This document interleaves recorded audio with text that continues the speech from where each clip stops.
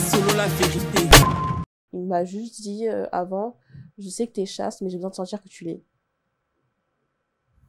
Comment on sent que quelqu'un Et ce soir-là, bah, il a abusé de moi. il a abusé de toi? Comment? Est-ce que tu peux nous raconter? Ben, c'était un peu flou. C'était un peu flou dans le sens où il me disait un peu, non, mais s'il te plaît, genre juste laisse-moi essayer et tout ça, que j'ai un avant-goût et tout ça. Si t'es vrai, si tu m'aimes vraiment, laisse-moi faire et tout. Mais il y avait l'aspect où j'étais sous médicaments. Pas selon la vérité. Des messages, t'es en mode, on sait que t'es pas bien, on sait que t'es malade, mais viens et tout, c'est un mauvais esprit qui veut t'empêcher d'aller à l'église et tout. Non. Et derrière, moi, j'étais pas bien. J'arrivais pas, même à extérioriser, à pleurer, j'y arrivais pas. T'es restée figée. Je suis restée figée comme ça jusqu'au lendemain. Je suis restée dans le lit. Et après cela, je suis rentrée chez moi et je crois que j'ai dû passer 4 heures à la douche. Je suis restée Pourquoi tu te frottais tout parce ça? que je me sentais sale. Pas selon la vérité. Non, je me sentais sale parce que on m'avait volé quelque chose en fait. Et je me sentais humiliée parce que mon corps c'est à moi et que j'avais l'impression qu'il n'était plus du tout à moi en fait. Que j'étais. À cet instant-là, tu as compris que ton corps ne t'appartenait plus. Non.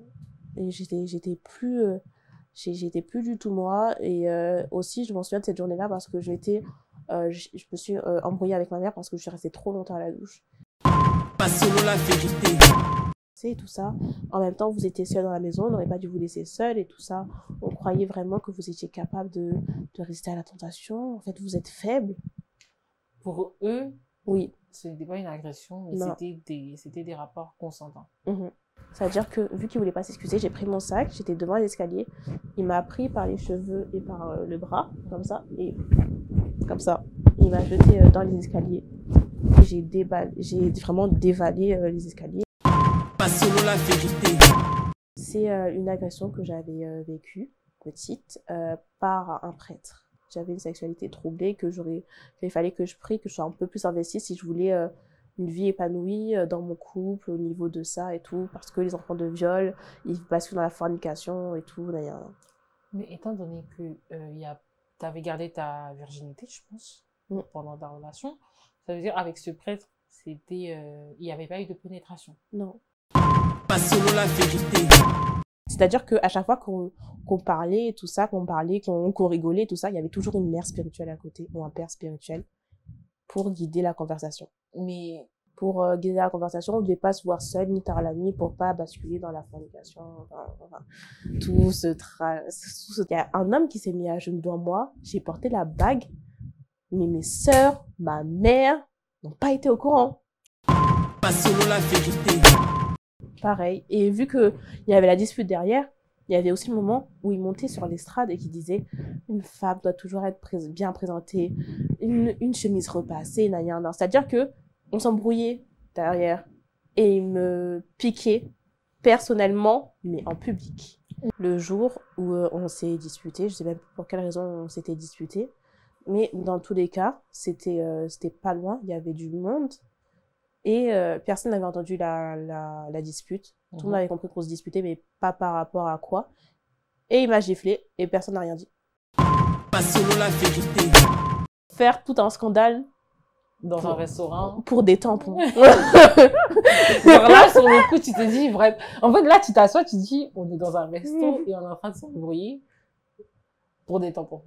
Il me fait un scandale, non mais comment tu oses et tout ça, tu t'es préservé, t'as vécu toute ta vie dans la chasteté, toi tu gâches ça en t'introduisant des tels objets dans ton corps et tout, en plus la composition est mauvaise. Bon, colère, mais il pleurait de colère à cause de tampons. Et ensuite, le soir même, il y a le pasteur qui m'appelle, toujours à cause de cette histoire de tampons. Bonjour et bienvenue dans Confidence. Comme toujours, nous le rappelons, nous racontons des histoires en toute confidence et en toute intimité. Aujourd'hui, nous rentrons un peu dans le passé où quelqu'un à la recherche de la foi, à la recherche de l'amour d'un Père, du Père Céleste, à la recherche d'une voie, d'un chemin, va aller quelque part pour rencontrer celui qu'on appelle l'homme, le Seigneur. Malheureusement, elle ne rentre pas dans le bon lieu, elle ne va pas vers la bonne personne, elle ne s'adresse pas aux personnes qui peuvent l'aider. Ce chemin qui devait être le chemin de la vie devient pour elle le chemin de l'enfer. Aujourd'hui, je vous ramène vers une jeune fille qui s'appelle Lune et qui a accepté de nous raconter son histoire. Bonjour Lune. Bonjour. Comment tu vas? Ça va. Ça va bien? Mhm. Lune, avant de commencer, je voudrais savoir qui tu es en fait exactement. Donc, moi, je m'appelle Lune. Actuellement, j'ai repris les études sérieusement cette année dans le domaine qui me plaît. Je suis également sur les réseaux sociaux, sur le pseudo de Lunéalium, où je parle un peu de mon histoire, des dérives sectaires dans la communauté chrétienne. J'en parle beaucoup pour sensibiliser et pour que les gens apprennent à distinguer ce genre de choses. Et c'est également dans ce projet-là que je souhaite ouvrir une association d'aide aux victimes qui ont été victimes d'abus et de dérives dans la communauté chrétienne. Donc, Lune, aujourd'hui, tu es venue nous raconter une histoire en toute confidence. Tu vas nous dire toute la vérité. C'est vrai que la vérité. Tu promets de tout nous livrer de ce qui s'est passé de ton histoire? Oui. D'accord. Quand est-ce qu'elle commence, ton histoire? Mon histoire commence début 2021. À cette période-là, je me retrouve assez seule parce que je suis l'enfant du milieu. J'ai 2 sœurs. Et c'est l'année où mes 2 sœurs partent de la maison pour faire leurs études. Donc, ça faisait un moment que ma grande sœur avait quitté la maison. Et ma petite sœur, je commençais à peine à devenir complice avec elle. Et ça fait que je me suis retrouvée d'un coup toute seule avec ma mère et que j'avais pas beaucoup de monde proche à qui parler. J'avais pas vraiment de meilleurs amis proches, pas un groupe d'amis solides comme celui que j'ai aujourd'hui. Et même de base, moi j'ai grandi dans une communauté catholique et même au sein de mon ancienne église catholique, il y avait pas assez de jeunes pour ouvrir une aumônerie. Tous mes amis étaient partis faire leurs études à droite à gauche, donc je me suis retrouvée un peu isolée à ce stade-là et j'ai démarré une licence de sociologie dans une université. Et c'est durant cette licence que j'ai rencontré une fille qu'on va appeler Anna. Et à cette fille, on a parlé du fait qu'on était toutes les 2 chrétiennes et que moi j'étais un peu triste parce que je me sentais un peu seule quand j'allais à l'église chez les catholiques, que j'avais plus mon groupe d'amis, que voilà, je me sentais un peu seule. Et de là, elle m'explique que dans son église, c'est une église où il y a beaucoup de jeunes et que si je veux, je peux visiter, je peux passer et tout. Et moi j'accepte. Naturellement, j'accepte parce que c'est ce que je voulais. Je voulais une communauté jeune. Je voulais me retrouver avec des gens. J'étais très seule. Et on part toutes les 2. C'était un dimanche. Elle vient me chercher à l'arrêt de tram et elle m'emmène en voiture. J'arrive dans une église qui est très propre, vraiment très organisée. Tout est fait pour être beau, il y a des beaux éclairages, il y a des filles et des hommes en uniforme qui t'accueillent, qui te disent bonjour, qui te placent comme si t'as l'impression, tu as un traitement spécial dès ton arrivée qui fait que tu te sens un peu bichonné et que tu te sens accueilli, que tu as l'impression d'être au bon endroit. Et durant cette première messe, on introduit un peu les nouveaux et on demande de m'avancer devant, ce que je fais et je me présente. Et du fait que mon vrai prénom a une connotation biblique, ça attire tout de suite l'œil du pasteur en disant que je suis promise à de grandes choses et tout ça. Excuse-moi, on était dans une église à Paris ou on était dans la province? Non, c'est dans le sud de la France. Dans le sud de la France, ok, d'accord. Et après cela, après le culte, le pasteur décide de parler avec moi de ce que je fais de ma vie. Vraiment, dès ce premier culte, il avait, je sais pas comment décrire ça, mais il avait développé une fixette sur moi. C'était intéressé un peu plus à oui, toi que les autres arrivants, il m'avait donné un peu plus d'attention. Et de ce fait-là, évidemment, vu que le pasteur m'avait donné l'attention, tout le monde me donnait de l'attention, tout le monde voulait me connaître, tout le monde voulait m'inviter à tel endroit, tout le monde voulait me faire connaître aussi, vraiment tout le monde voulait m'intégrer en fait, et j'ai reçu une tonne d'amour d'un coup que j'étais tellement bien en fait, et dès le premier coup j'étais en mode ça y est, ici c'est ma place. Mais est-ce que c'était pas parce que auparavant Anna avait parlé de toi au pasteur? Je sais pas. Actuellement, je sais pas si elle a parlé de moi au pasteur. Si elle avait parlé, tu ne sais pas si avant ton arrivée, elle avait déjà abordé un peu le sujet à ton sujet. Non. Okay. On est arrivés ensemble. Et elle était dans un protocole qui filmait. Dans un département. Ouais, qui filmait l'église. Donc, elle est directement partie à son poste dès qu'on est arrivé. Ah, donc elle est dans les médias de l'église. Oui. D'accord. Elle est directement partie à son poste. Elle m'a dit, va t'asseoir. Voilà. Et à ce moment-là, le pasteur décide de me présenter celui qu'il considère comme son fils. Parce qu'il dit, oui, c'est mon fils, mais c'est pas vraiment son fils de sang. C'est quelqu'un qui était là durant l'ouverture de cette église-là. Son fils spirituel. Ouais, son fils spirituel. Et pareil, avec ce fils, je m'entends super bien. Et au fur et à mesure, de base, je venais que les dimanches. Je venais que les dimanches et je partais par la suite. Et au fur et à mesure, je restais un peu plus longtemps pour aider à faire les filles, à faire le ménage, pour les aider à ranger, même pour discuter. Des fois, après le culte, au fur et à mesure, j'ai commencé à rester dormir chez les filles de l'église pour me sentir un peu moins seule, parce que aussi il y avait le fait que vu que je restais tellement tard là-bas, je me voyais pas rentrer chez moi, et l'église se situait dans une zone industrielle. Ça faisait que quand j'arrivais, j'avais le tramway à prendre et ensuite j'avais 20 minutes de marche à pied. Et faire ce trajet en pleine nuit, c'était un peu difficile. C'était un peu difficile. Donc des fois de temps en temps, je restais dormir à l'église, où j'allais chez une des filles qui habitait pas loin ou qui avait une voiture, qui pouvait me ramener. Et vient le moment où le fils du pasteur s'intéresse un peu plus à moi. On va l'appeler Léo. Comme ça, je dis pas son prénom. Ok. Il n'y a pas de souci. Léo s'intéresse de plus en plus à moi.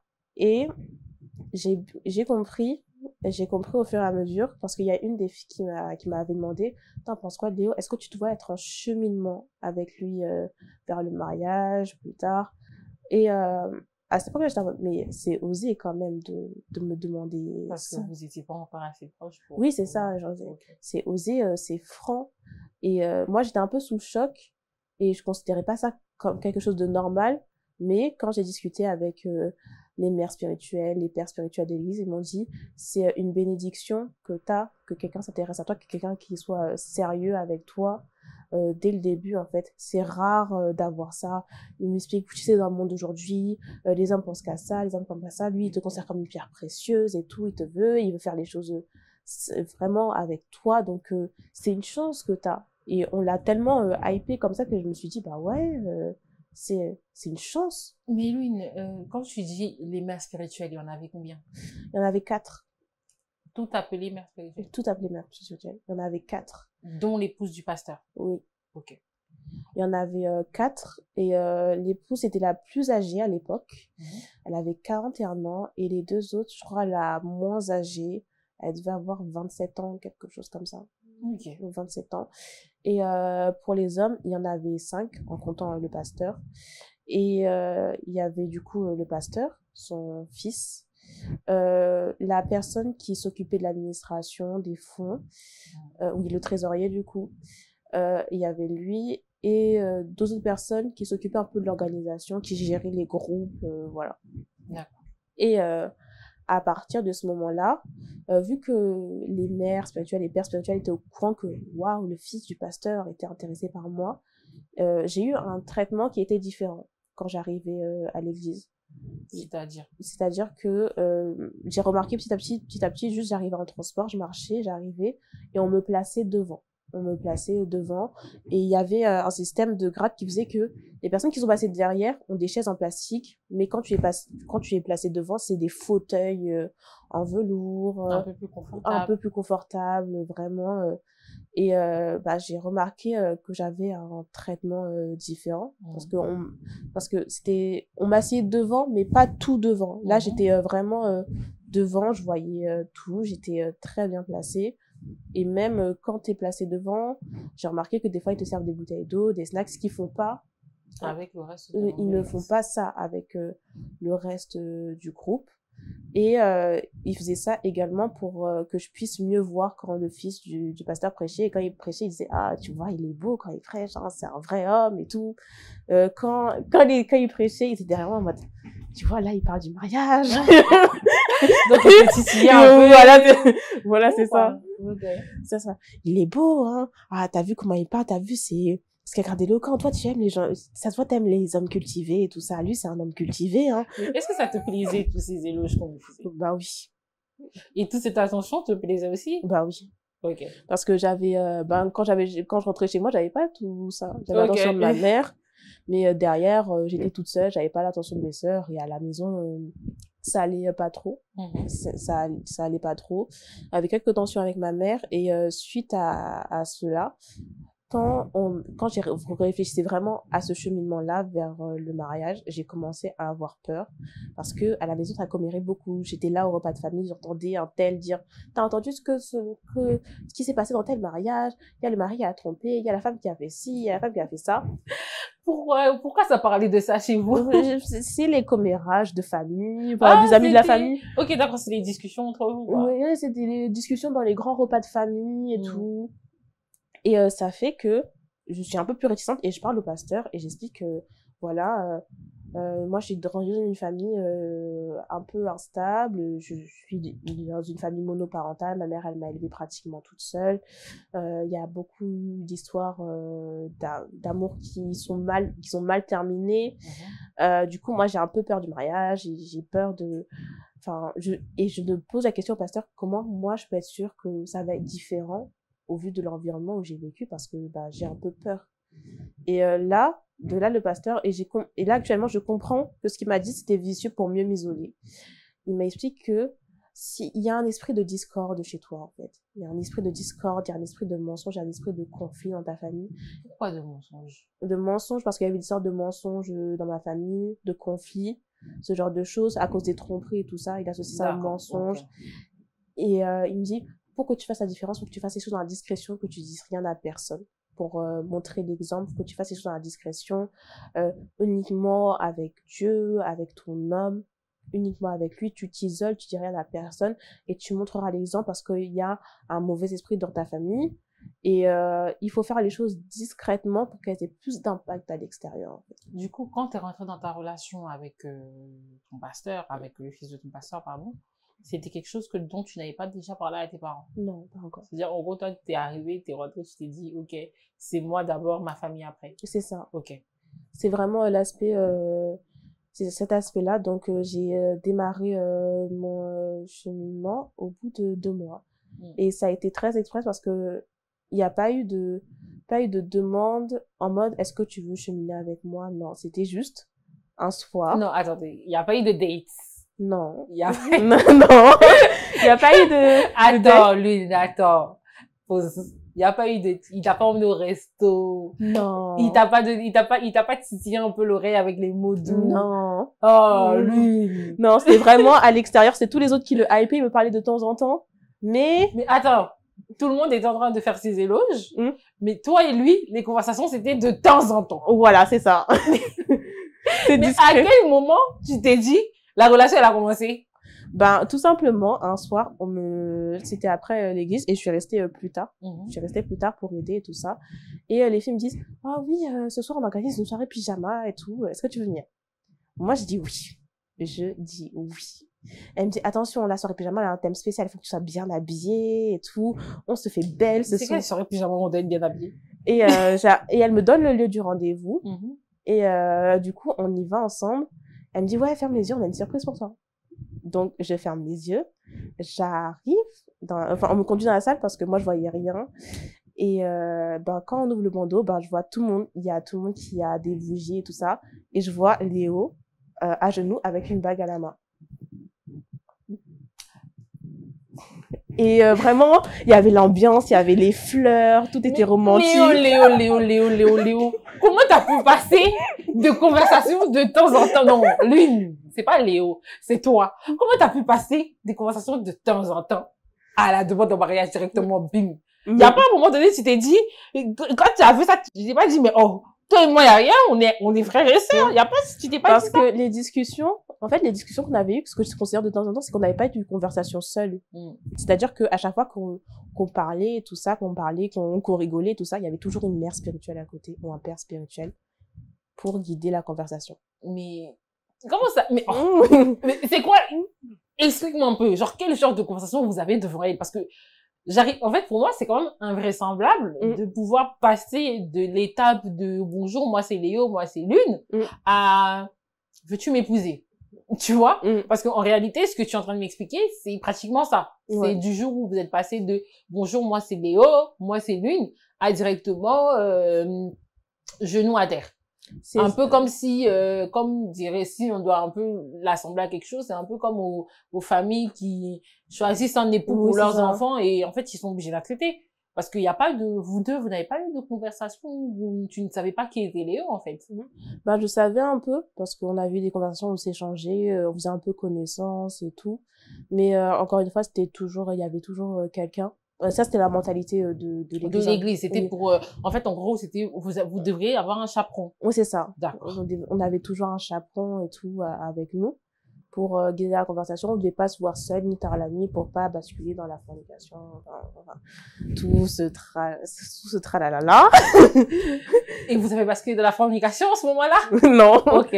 Donc, ça veut dire que c'était une bonne chose. Oui. Au moins, vous n'avez pas forniqué pendant le temps du chaperonnage. Non. Donc, c'était déjà, la Non. mère spirituelle avait joué un bon rôle. Oui, donc ça faisait que moi j'avais déjà développé des sentiments en fait et que j'aimais bien cette ambiance un peu romantique qu'il avait et également durant les prêches il y avait des petits regards qui se lançaient enfin tout le monde comprenait, enfin il y avait personne, il y avait aucun garçon de l'église qui me parlait en fait c'était mort que tu m'adresses la parole. Mais Lynn, t'as découvert un comportement romantique sans quand même que le personnage Non.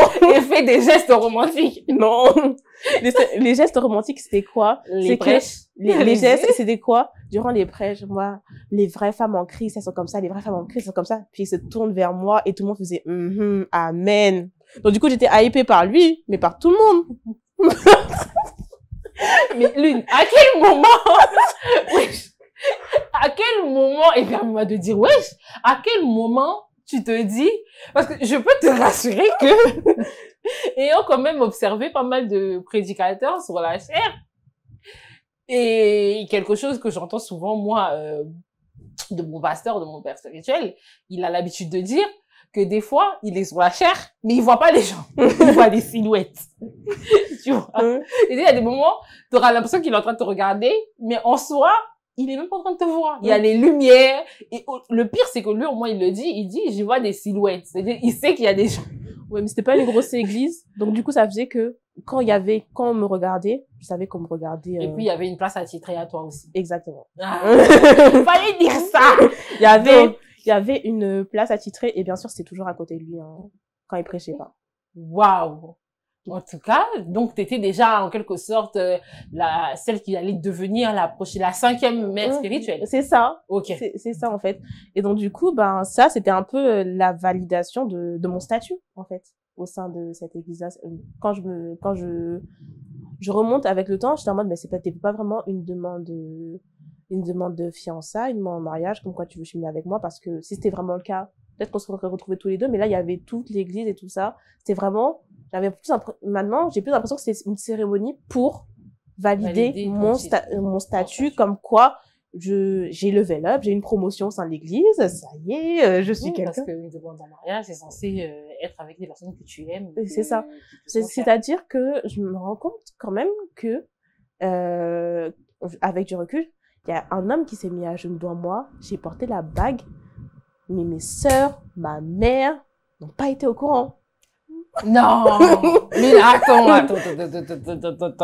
Lune, là, t'es en train de me perdre, là. Lune, tu veux me dire que, dès l'instant où le boug, il avait son genou à terre, pendant les temps qui ont suivi, tu n'es pas allé annoncer, parce que moi, tu mets ton genou à terre à la seconde, je suis capable de faire, tu vois, les vidéos où on voit pause, les vidéos où on voit pause pour que la personne elle puisse filmer. Bon, dès que le genou il est à terre, 2 secondes, je prends mon téléphone, maman! En vrai, t'es pas là, mais t'es en train de vivre avec moi à la scène, parce que quand même, un peu de quand même, tu vois. Et je me dis toujours qu'une demande en mariage, c'est personnel, donc famille, amis, en fait, c'est les personnes qui te sont chères. Ouais. Et toi, comme ça, en plus, non, moi, ce qui me choque, c'est le fait que tu te sois quand même tu, que tu n'aies pas parlé. Oui. J'ai pas parlé aussi parce qu'il y avait l'aspect, j'étais très naïve. Okay. J'étais très naïve, j'avais tellement vécu l'environnement toxique, le fait que j'avais eu des relations au collège avec des personnes majeures, tout ça, que j'avais été traumatisée par rapport à ça. et que je voulais pas me relancer. Donc, le fait que quelqu'un, que j'entre dans une pièce et qu'il y ait des bougies, des roses, que quelqu'un veut vraiment de moi, enfin de l'attention, ben, évidemment, j'ai pris. Parce que personne ne m'avait montré auparavant que c'était une vraie relation saine. C'était aussi dû à ton manque de confiance personnelle. Oui, exactement. Okay. J'étais pas bien. Personne m'avait montré ça, donc du coup, j'ai même pleuré de joie à ce moment-là. Mais Lune, depuis que tu es en train de me parler, j'entends, mais dans les 2 mois, personne n'a cherché à te connaître en profondeur. Si. Savoir qui tu étais, quel était ton don. Déjà, et aussi qu'est-ce que parce que je pense que pour pouvoir aller dans une église, tu pars d'une église catholique à une église dite évangélique, du coup, tu es censé, ils sont déjà, au-delà de l'amour qu'ils t'ont porté, qui est très bien d'ailleurs, ils étaient censés aussi t'aider à trouver la voie, à pouvoir t'aider à mieux connaître le Seigneur, t'aider à faire toutes ces choses-là. Est-ce qu'il y a quelqu'un qui a pris le temps de faire ça? Ouais, il y avait quelqu'un qui prenait le temps. D'accord. Il y avait une fille dans l'église avec qui j'étais très proche, qui était responsable, et qui était ce qu'on appelle une aiguilleuse, c'est-à-dire qui aiguillait les gens et tout ça. C'est comme ça qu'on disait ça. Elle guidait les gens. Oui, c'est ça. Elle prenait le temps de prier. Ouais, voilà, elle prenait le temps de prier avec moi, de m'expliquer certaines choses. Et il y avait même autour de repas ou de conversations où même Léo et le pasteur étaient présents. J'avais expliqué comment était ma vie en tant que catholique. Enfin, il y avait des gens qui étaient choqués que j'avais été autant dans la foi, dans la sainteté en tant que catholique, du fait que des fois ça m'arrivait de passer du temps avec des bonnes sœurs, quand j'avais déjà dormi au couvent, que je savais chanter le début. Ah oui, t'as déjà dormi au couvent? Oui. Ça ressemble à quoi un couvent? Un couvent, en fait ça dépend, mais moi celui auquel j'ai dormi c'était à Toulouse et c'était vraiment très joli. Moi, j'avais pas dormi. Il y avait le bâtiment des bonnes sœurs, il y avait des bâtiments pour les invités, justement. Ah, d'accord. J'ai cru que tu avais dormi dans les bâtiments des bonnes sœurs. Parce que moi, tu vois, j'ai été dans une école catholique et j'avoue que ça m'a toujours fait rêver de savoir ce qui se fait, de savoir être on avait visité les couvents des bonnes sœurs. Pour te donner une image, c'est comme une chambre crous. C'est littéralement comme une chambre crous. C'est juste que c'est pas les mêmes couleurs. C'est pas une chambre crous, c'est-à-dire un petit lit, une petite salle de chambre d'étudiante, quoi. Ouais, c'est ça. Okay. C'est littéralement la même chose, sauf qu'il y a moins de couleurs. Et t'as des photos du Christ. Des fois, t'as des petits versets qui sont accrochés au mur. La photo de la Vierge Marie, elle y est dans toutes les chambres, absolument toutes les chambres, la Bible, le chapelet, tout ça. Voilà. C'est un peu, voilà, tu médites tout le temps en silence. Et voilà, donc ils avaient été un peu étonnés que j'étais aussi énormément enfant de cœur, que j'avais appris un peu l'hébreu à l'école, parce que j'avais été dans une école catholique un peu stricte. Donc ça faisait que les bases que j'avais appris et les connaissances que j'avais à ce moment-là impressionnaient en fait. Alors, comment une femme peut avoir autant de connaissances en fait qu'on n'a pas, comment elle peut être autant développée dans des choses qu'on n'a pas. Et ça avait impressionné. Et surtout, tu lisais la Bible. Parce que je pense que j'ai jamais lu, je sais pas je me suis toujours posé la question, est-ce que les catholiques utilisaient la même Bible que les chrétiens évangéliques? Non. Non, parce que dans les évangéliques utilisent celle de Louis II. Et dans Louis II, il y a moins de livres. Après, je pense qu'on a plusieurs. On a Louis II, on a Semeur, on a Parole vivante. Il y a plusieurs. Eux, c'est la Bible de Jérusalem avec vraiment plus de textes. Et il y a également ce qu'on appelle les exégèses, qui sont des textes de saints catholiques, voire de personnes qui ont étudié les textes et pour chaque verset, par exemple, un verset qui fera 3 lignes, tu auras une explication qui fera tout un pavé pour expliquer l'explication de ce verset, la traduction de ce mot, ce qu'il veut dire et tout ça. C'est vraiment intéressant. Et ça, c'est vraiment pour toute la vie. Par exemple, saint Thomas d'Aquin, ses écrits ils sont vraiment très très longs. C'est quelqu'un qui connaissait la Bible par cœur et qui a vraiment pris le temps de expliquer tel verset avec d'autres saints derrière. D'accord. Donc c'était aussi ça dont je parlais, des exégèses, tout ça, comment j'avais étudié de telles traductions-là et tout ça. Donc forcément, ça intéressait les gens. « Oh, mais t'as appris ça comment ?» et tout ça. « Ah, mais t'es super intelligent, mais t'es super cultivé, tout ça. » Il y avait aussi le fait que, des fois, j'ai eu une audace. Moi, j'avais l'audace, des fois, après le culte, de reprendre le pasteur sur un prêche qu'il avait dit. J'étais en mode, bah, ça se fait pas trop. Ok. Et comment il réagissait quand tu faisais ça? C'est-à-dire que, en fait, moi, j'étais tellement pas agressive, Mhm. j'étais tellement innocente, mais ça se fait pas trop de dire ça, parce que dans la Bible, il y a marqué ça et tout, moi, je comprends pas. Et il y avait le fait aussi que je le faisais en public, c'est-à-dire qu'il y avait des gens derrière qui me voyaient. Mais avec ta petite voix un peu mielleuse. Non, Donc, on ça disait jamais passait rien. pas. Voilà. Parce que je pense que si c'était moi avec ma petite, avec ma grosse voix, je pense pas que ça aurait été. Et en plus, aussi, la même j'avais chose. vraiment l'audace que j'avais, c'était en mode, j'ouvrais la Bible devant lui, j'étais en mode, moi, je comprends pas, nanana. Et est-ce qu'il te répondait quand tu disais, moi, je comprends pas? Oui, il me répondait, mais ça se voyait qu'il était gêné. D'accord. Ça se voyait Mais qu'il toi, était... tu n'arrêtais pas quand même. Non. Donc, t'étais pas l'enfant de cœur qu'ils ont cru que t'étais, hein, parce que tu ne t'arrêtais pas. Non. Donc, t'étais pas l'enfant de cœur. Déjà, c'est déjà ça. Jamais. Et au point que, quand il disait, est-ce que quelqu'un a des questions, est-ce que quelqu'un veut que je reprenne et tout ça, moi, quand je levais la main, on m'interrogeait pas. Oh, mais parce que, non, mais attends, c'est parce que, bah, écoute, tu sais, à l'école, là, on a un peu l'exemple avec Young Sheldon de la série Netflix. Tu sais, les profs ne l'aimaient pas beaucoup, tu vois, parce qu'ils posaient beaucoup de questions et qu'ils les reprenaient. Donc, c'est-à-dire que ce coup-là, j'aurais été à la place du passant, j'aurais fait la même chose. Tu vois? Parce que quelqu'un qui pose beaucoup trop de questions, et surtout, c'est pas que quelqu'un qui pose beaucoup de questions, parce que tu sais, quand quelqu'un pose beaucoup de questions, toute question doit avoir une réponse. Le problème, c'est que quand tu n'as pas la réponse à la question qu'on est en train de te poser, en fait, tu as le choix. Soit, en fait, tu décides délibérément d'ignorer la personne, soit tu décides de changer de sujet. Et en fait, c'était pas vraiment des questions, c'était en mode, mais vous vous trompez. Ah, en plus. Non, en plus. Donc, toi, tu reprenais le pasteur. Lune, c'est méchant, ça. Tu reprenais le pasteur. Ton futur beau papa. Et j'avais cette audace-là, et ça faisait que c'était en mode, ouais, c'est une femme qui a confiance en elle et tout ça. Un peu insolente, mais qui a confiance en elle. Mais, c'était un peu mélangé, donc on était un peu au milieu. Mélangé. En fait, après, ils m'ont dit que c'est de l'insolence, mais ils prenaient tellement ça en mode, c'est de l'innocence et tout. Oui, c'est un bébé spirituel. Voilà. C'est la partie où je voulais en venir. C'était que, à quel moment ils ont décidé que tu étais un bébé spirituel? Parce que, ils se disaient que c'est peut-être un bébé spirituel, mais s'y connaît pas du tout, c'est ça? C'est ça. Ok. Et du coup, en ce moment-là, tous les intéressés chez toi, le fait que tu t'y connaissais dans la parole de Dieu, le fait que tu pouvais reprendre le pasteur et que tu pouvais aider ton conjoint dans la mission qui lui était assignée. Exactement. Et également, avant même qu'on soit fiancés, j'ai un bac pro gestion administration et je venais de l'avoir, ce bac-là.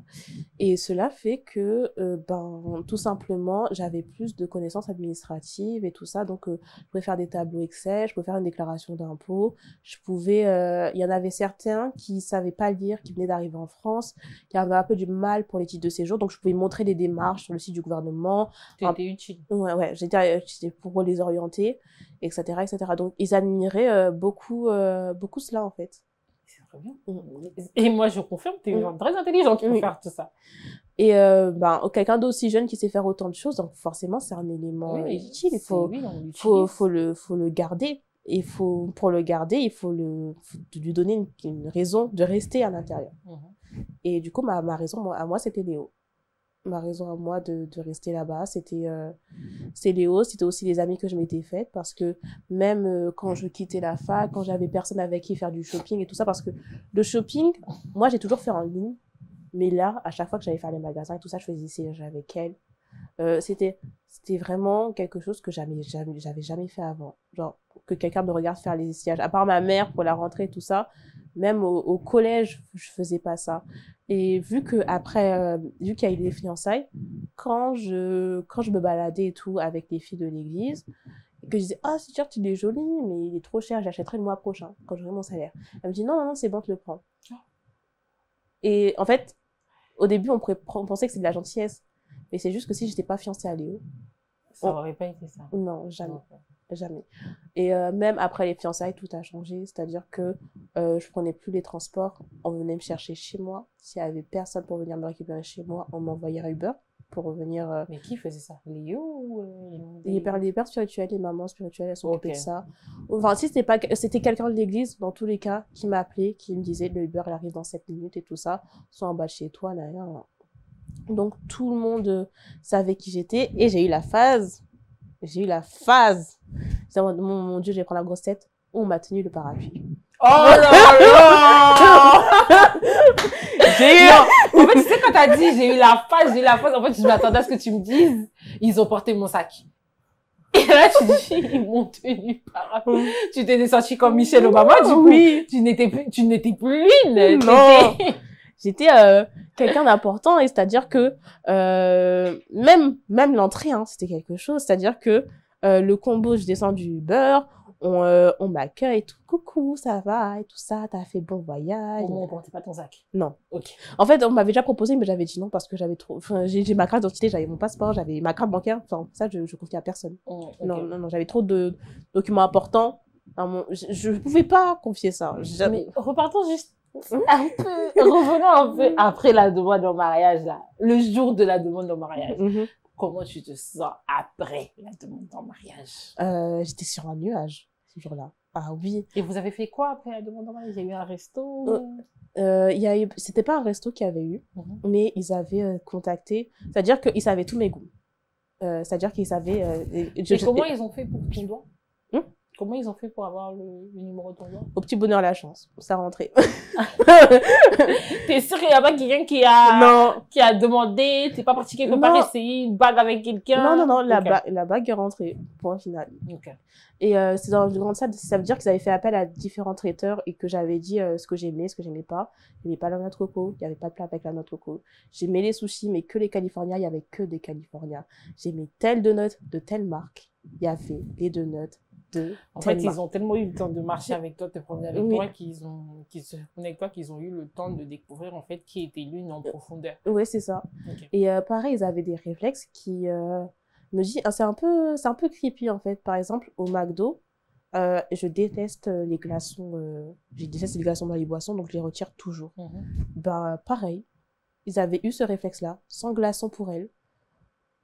Vraiment. Toi, tu te sentais, simplement, tu te disais, waouh, j'ai enfin des amis autour de moi, une famille, une communauté. Et pareil, on me protégeait, on me surprotégeait, hein. C'est-à-dire que même durant cette période-là, j'avais des petits problèmes de santé, j'avais eu des kystes aux ovaires, j'avais eu des fois où j'avais dû me rendre aux urgences en pleine nuit, et il y avait un soir où ma mère n'était pas là, elle était en voyage d'affaires, j'avais très mal. Quelqu'un est venu me chercher et m'a emmené à l'hôpital et a passé toute la nuit avec moi à l'hôpital. Et personne n'aurait fait ça, en fait. Je sais que j'aurais appelé n'importe qui d'autre, personne n'aurait fait ça. Pour toi? Non. D'accord. C'est-à-dire que on m'a emmené à ce moment-là, Léo, il n'était pas dans ma vie, du coup, il était resté tout le temps au téléphone avec moi. On avait fait des réunions de prière dans la chambre, donc j'étais pas seule. Parce que moi, j'étais très angoissée à l'hôpital et il y avait toujours des gens pour me rassurer, pour calmer mes crises d'angoisse, pour ce genre de choses, en gros. C'était vraiment une deuxième famille. C'était une deuxième famille. Et c'est pour ça que c'est devenu très ancré et que quand les violences sont arrivées par la suite, je m'étais dit, mais après tout ce qu'ils ont fait pour moi, je peux que me taire. Ok. Et donc, Lune, à quel moment... J'ai envie de te poser la question comme ça. Quand tout a basculé? Tout a basculé. Les premiers mois de fiançailles, tout était parfait. Vraiment, c'était le mois où tout a changé, où j'avais tout. J'avais les paillettes, j'avais les roses, j'avais tout d'un coup. Et c'est venu à cause d'une histoire. Je pense que il aurait trouvé, de toute façon, Léo aurait trouvé la petite bête pour avoir motif pour s'énerver sur moi et tout ça. C'est juste du love bombing pour que j'accepte sa phase démoniaque, on va dire, par la suite. C'était un jour où j'avais mes règles et je l'appelle et je lui dis, attends, vu que je vais rentrer dans le magasin là, vu que j'ai mes règles, je vais m'acheter des tampons. Et je lui dis ça au téléphone. Et il commence à m'engueuler au téléphone parce qu'il dit, non, mais pourquoi tu vas acheter des tampons et tout? T'es encore vierge. Si tu prends des tampons, tu vas perdre ta virginité. Je dis, non, rassure-moi que t'as fait le au téléphone et puis t'as rigolé aussi. En fait, j'ai pas fait le alors j'étais en train de marcher, je m'en souviens, j'étais en train de marcher et genre j'ai arrêté net en mode genre t'as fait en mode pardon? T'avais pas compris? Et du coup, ça faisait qu'il continue son monologue et tout ça. Et du coup, et il m'a dit, ouais, ça fait combien de temps que tu dis ça et tout ça? Bah, ça fait 2-3 ans et tout. Je trouve ça plus pratique et tout. Et ensuite, il a dit, ok, ok. Et je sens qu'il était agacé au téléphone. Et le soir même, je vais le voir. On se rejoint et tout. Dans un petit restaurant, on avait l'habitude d'aller, tout ça. Et il me fait un scandale. Il me fait un scandale, non mais comment tu oses et tout ça, tu t'es préservé, t'as vécu toute ta vie dans la chasteté, toi tu gâches ça en t'introduisant des tels objets dans ton corps et tout, en plus la composition est mauvaise. Bon, c'était le seul point où il avait raison, hein. Oui. C'était le seul point. C'était le seul point où il avait raison. Point, ouais. Mais faire tout un scandale dans un restaurant pour des tampons. Genre là, sur le coup, tu te dis, bref. En fait, là, tu t'assois, tu te dis, on est dans un resto et on est en train de s'embrouiller pour des tampons. Et en fait, il était en colère, mais il pleurait de colère à cause de tampons. Oh, pas jusqu'à ce point. Si. Il a pleuré. Et ensuite, le soir même, il y a le pasteur qui m'appelle, toujours à cause de cette histoire de tampons, qui me fait une moralité à cause de tampons. Mais est-ce que tu ne lui as pas posé la question de savoir s'il avait une solution alternative? Bah, en fait, on m'avait parlé des serviettes hygiéniques et tout ça, il y avait pas de souci, mais c'est juste qu'à l'époque, j'aimais beaucoup nager, donc oui, en soi, t'étais pas à l'aise. Non, moi, je comprends parfaitement que tu sois pas à l'aise avec. Donc, du coup, c'était juste ça. Et pareil, en fait, il y avait tellement un contrôle sur mon intimité que quand j'ai commencé à avoir des règles, j'avais des règles très douloureuses, donc vu que j'avais des kystes à répétition, forcément, je dois voir un gynécologue pour voir ce qui se passe, en fait. Et on m'appelle, j'avais pris un rendez-vous avec une gynécologue femme, et 2 semaines avant le rendez-vous, il était là à ce moment-là, on m'appelle pour me prévenir que la gynécologue, elle ne pourra pas m'accueillir parce qu'elle est hospitalisée, et que ça sera un homme qui va la remplacer. Et on me dit, est-ce que ça vous dérange? Est-ce que vous voulez qu'on vous déplace au rendez-vous avec un autre cabinet et tout ça? Parce qu'ils ont fait la démarche de me prévenir pour pas que je sois mal à l'aise, prise au dépourvu au rendez-vous, ce qui est normal. Et je dis, non, ça me dérange pas que ça soit un homme. Et il était juste à côté de moi et il se tourne sec. Il me dit, mais comment ça te dérange pas que tu sois un homme et tout? Mais c'est un gynécologue, il a tout vu dans sa vie. Genre, je peux comprendre que t'aies peur. J'étais en mode, au pire, tu restes avec moi durant la consultation. Qui fait, ah non, hein, moi je reste pas regarder ça, hein, c'est hors de question et tout. Mais lui, c'est son métier. Du coup, lui, il est habitué. Et je lui ai dit, écoute, Léo, ça dépend de ma santé, en fait. Ce que je vis, c'est invivable. Je vais aux urgences quasiment 1 fois par mois parce que j'ai des règles douloureuses. Il faut bien que, d'un moment, que je sache ce qui se passe dans mon corps, en fait, que je trouve une solution. Il me dit, ah non, c'est mort et tout ça. Moi, je le vois comme de la tromperie. Moi, je comprends pas pourquoi tu veux faire ce genre de choses. Ok. J'étais en mode, est-ce que je lui dis que mon médecin traitant, depuis que j'ai 8 ans, que je vis dans cette ville, c'est un homme? Pour ça, te poser des questions existentielles, quoi. Est-ce que je dois lui dire que celui qui me fait les ongles, c'est un homme, que mon coiffeur, c'est un gay? Est-ce que je dois lui dire toutes ces choses-là? C'est ça. C'est ça, en fait. Et c'est vrai, ça a commencé vraiment par des broutilles à m'embrouiller. Pour rien, en fait, je respirais mal. Et ensuite, même pour des petites choses, mais vraiment connes, quoi. J'arrive avec ma chemise, elle est mal repassée. Vu que je suis saphir femme, je dois avoir une certaine tenue et tout ça. Du coup, j'ai droit à un scandale en amont. Pareil. Et vu qu'il y avait la dispute derrière, il y avait aussi le moment où il montait sur l'estrade et qui disait « Une femme doit toujours être bien présentée, une chemise repassée, nan. » C'est-à-dire qu'on s'embrouillait derrière et il me piquait personnellement, mais en public. Mais une question. Vu que monsieur te permettait de te piquer comme ça sur ta tenue vestimentaire, est-ce que c'était l'homme qui achetait les affaires pour s'adouciner ou pas du tout? Non, c'était les certains membres de l'église qui m'achetaient. Mais jamais lui. Non. Ok. Non, jamais lui en fait. Ok. Et c'est plein de petits trucs cons comme ça. Pareil, j'avais arrêté de me maquiller à cette époque-là parce qu'il n'aimait pas. Actuellement, je suis en études d'esthétique et il voulait pas que je fasse des études d'esthétique. Oui.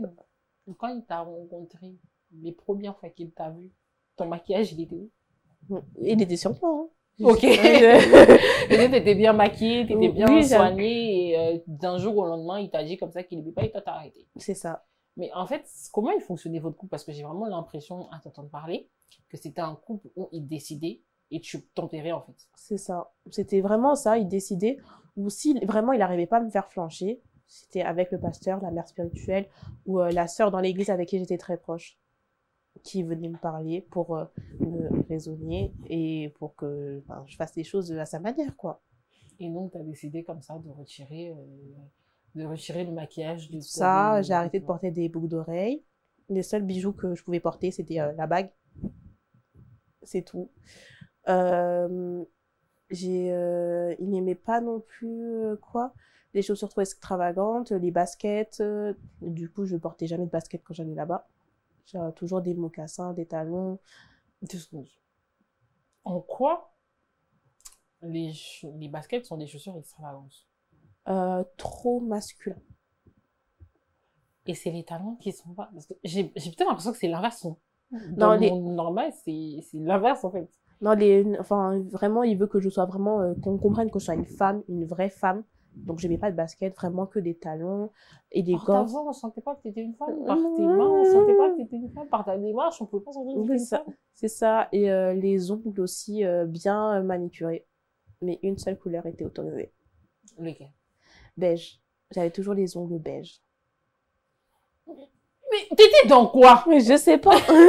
Je sais pas. Et en fait, j'en avais parlé avec un psychiatre. Et il m'a dit, c'est des petites choses qui n'ont pas d'importance. Que tu dis, oui, c'est des petites choses négligentes, c'est des petites choses futiles. Mais c'est faux.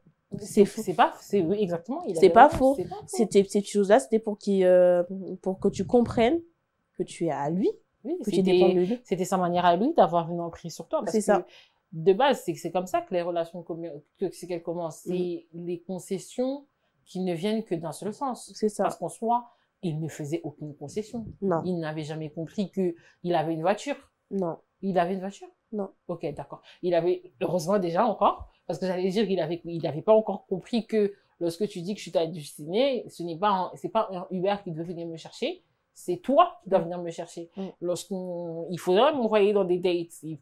En fait, j'ai des exigences, en tant que femme, j'ai des exigences, j'ai des caractéristiques qu'un homme doit pouvoir respecter pour être avec moi. Oui. Un homme qui ne comprend pas que mes longues mèches, ça se paye, bien que c'est pas important, c'est une concession. Comme moi qui comprendrais pas que mon homme il aime faire les bons ongles, les ongles tout beaux, c'est des petits détails, mais en soi, lorsque tu dois prendre soin de quelqu'un, c'est passer par ces petits détails-là. Je trouve par exemple très malsain qu'il puisse te dire que tu dois repasser ta chemise, ou encore que tu dois être en talons, sans pour autant que le bon monsieur s'est donné la peine de t'acheter une paire de talons. C'est ça. Et le pire dans tout ça, c'est qu'il y avait ma critique sur mes vêtements, sur le fait que moi, je devais repasser, mais lui, il ne repassait pas ses chemises, ses vêtements. On le faisait pour lui? Oui, on le faisait pour lui. On le faisait tout le temps pour lui. Et au fur et à mesure, ça a vraiment basculé le jour où on s'est disputé. Je sais même pas pour quelle raison on s'était disputé. Mais dans tous les cas, c'était pas loin, il y avait du monde. Et personne n'avait entendu la dispute. Tout le monde avait compris qu'on se disputait, mais pas par rapport à quoi. Et il m'a giflé, et personne n'a rien dit. C'est-à-dire que... Bug. J'ai eu un bug. Il avait quoi? Il m'a giflé. Devant tout le monde? Devant tout le monde. Ok. Et personne n'a rien dit, en fait. C'était une claque comme ça ou c'était puissant? Non, c'était vraiment puissant. Hein. Non, c'était une claque comme ça ou c'était une claque comme ça? Ok, d'accord. C'est des rires jaunes, hein. Je pense pas que c'est des rires jaunes parce que j'arrive pas à comprendre comment est-ce que... Et en fait, quand je me suis isolée et j'ai pleuré parce que j'étais en état de choc, et la première question qu'on m'a posée, c'est est-ce que tu vas bien? Qu'est-ce qui s'est passé? Tout ça. C'est, t'as fait quoi pour le mettre en colère? Qui a osé te poser cette question? Tout le monde. Le pasteur et tout ça. Tu sais, il est maladroit, mais il s'est passé quoi pour qu'il en vienne à cette réaction et tout ça? Comme si cette réaction, elle était normale. Justifiée. Elle était normale, elle était justifiée, tout ça. Et j'en ai compris que c'était de ma faute. Alors que peut-être que si quelqu'un m'avait dit c'était pas de ta faute, mais en fait, tout le monde était en mode c'est normal. C'est normal que je me suis dit, si tout le monde... Ah non, c'était pas de ta faute. Si tout le monde pense comme ça, peut-être que moi je dois penser de cette manière. Peut-être qu'au fond, c'est moi le problème. Alors que c'était pas moi. Et durant cette même période, il y avait une maison. Il y avait une grande maison qui appartenait à un des membres de l'église. il y avait tout le monde qui venait dedans pour les repas et tout ça, qui était pas loin et tout. Et c'était là où vivait Léo, parce qu'il avait quitté le domicile de ses parents pour mieux s'intégrer dans l'église en question.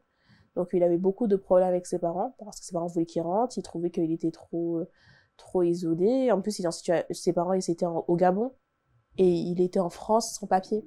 Donc il était en situation irrégulière, il se mettait en danger. Donc ses parents ne comprenaient pas, et j'avais assisté à des disputes au téléphone qui étaient violentes. Et quand ils pouvaient pas leur parler, ils passaient le téléphone aux membres de l'église pour qu'ils leur parlent, en fait. Quel membre de l'église?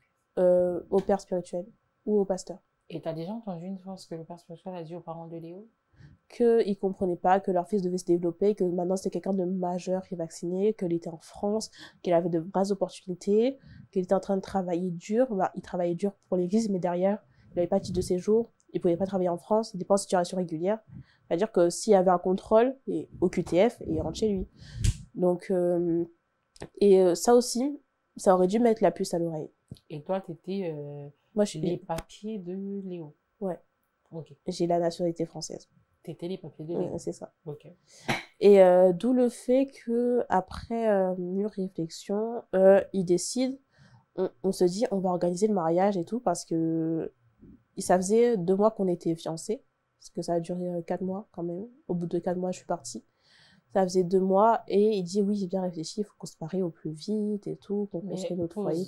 Juste pour revenir un peu plus à la situation des parents de Léo, est-ce qu'ils étaient au courant que tu étais la fiancée de Léo?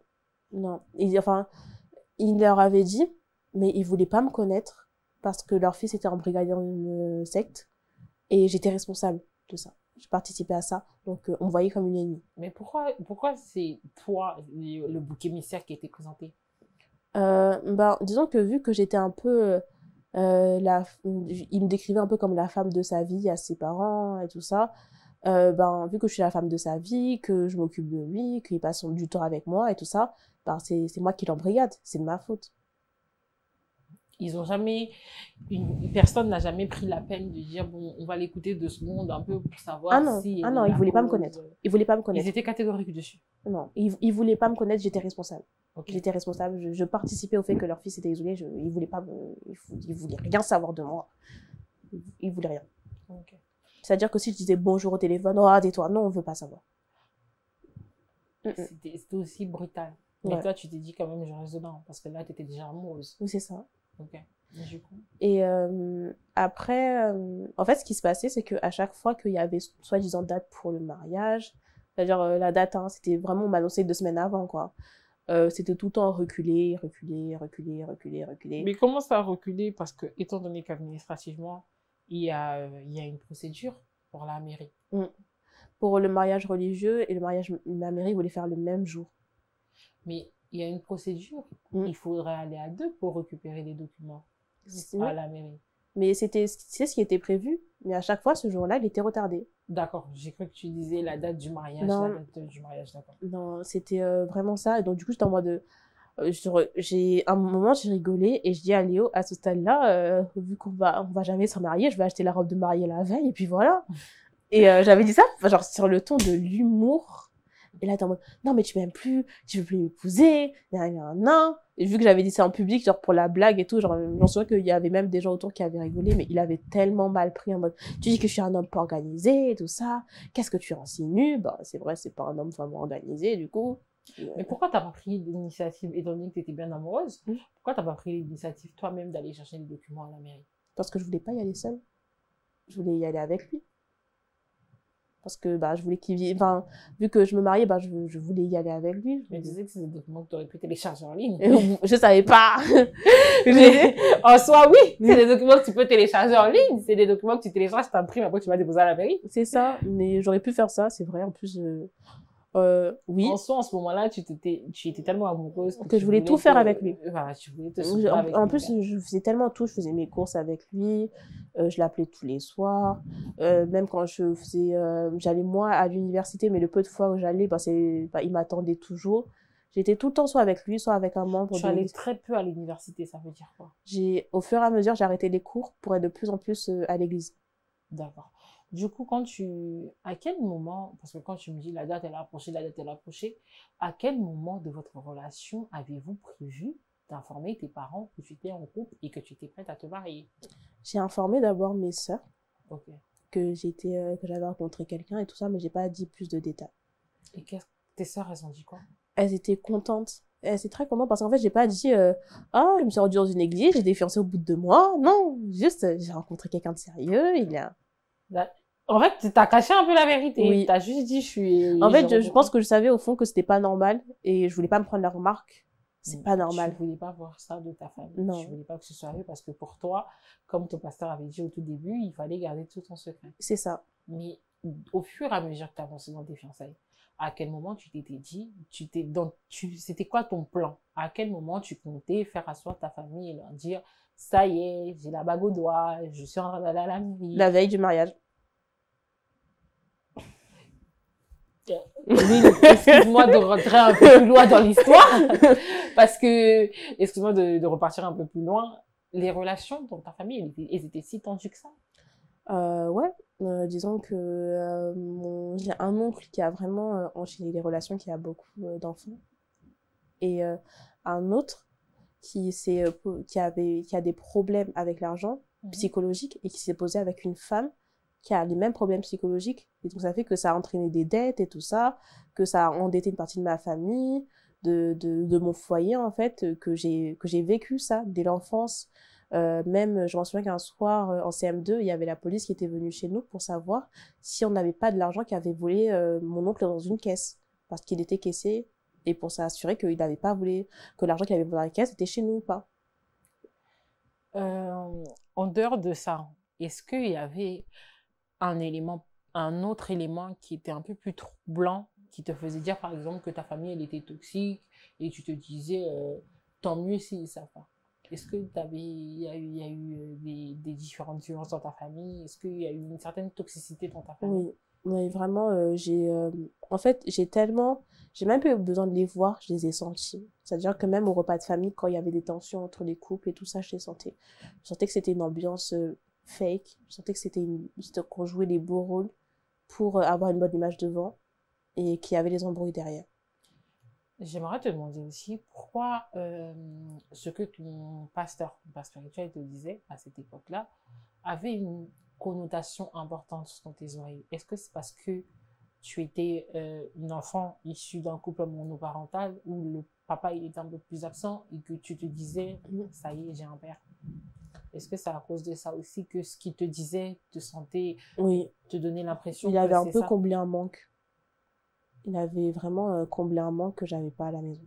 C'est-à-dire que même si j'étais très proche de mes oncles, la relation que j'ai eue avec ce pasteur-là était très fusionnelle, était plus fusionnelle que ce que j'avais avec mes oncles.